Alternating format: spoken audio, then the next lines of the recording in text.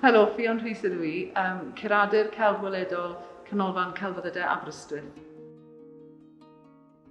Dyma Oriel lockdown, a wnaethon ni sylwi blwyddyn diwetha pan oedd y clo mawr yn mis Mawrth, bod lot o bobl yn troi at y celfyddydau a creadigrwydd.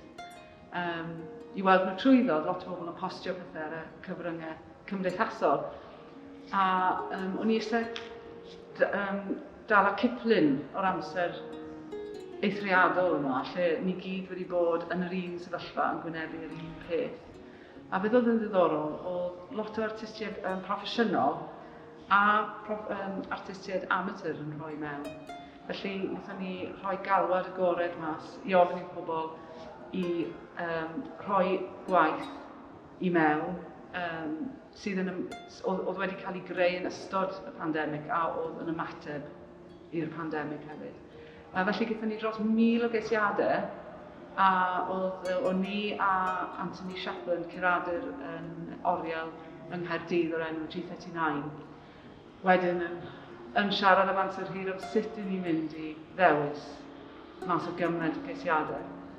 A beth oedd yn really wedi taro ni oedd, chymod, mae gyd o'r sefydliadau celf, bod o'r gau, sinemau a theatre, ond oedd pobl dal yn troi at celf, a oedd e'n teimlo fel oedd y weithred o creu a gwneud rhywbeth yn helpu pobl i ddod trwyddo fe rhyw ffordd, mwyn iechyd, meddwl a lles.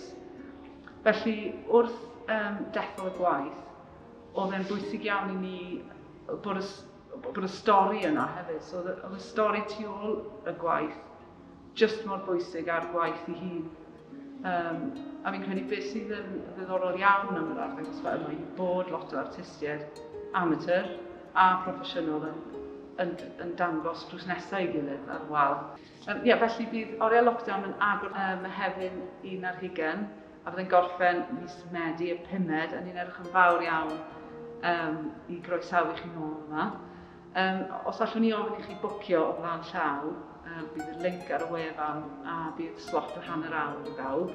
Ac i gyd fynd gyda'r arddangosfa, bydd cyfres o ddigwyddiadau amser cinio, lle mae artistiaid o gwahanol gyfryngau yn ymateb i'r sioe.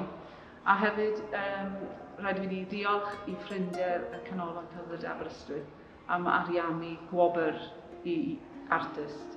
Ac hefyd bydd siawns i bleidleisio am eich ffefryn chi trwy dewis y bobl.